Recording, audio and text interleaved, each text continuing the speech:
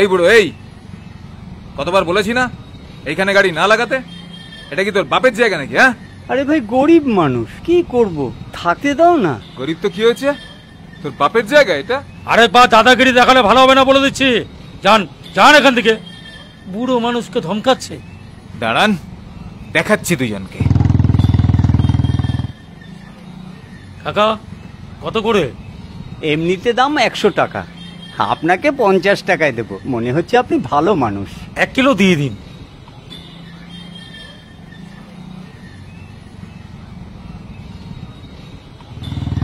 চল ভাই চল। তাজা আছে তো? একদম। কি দেখছিস? ভাগ। কি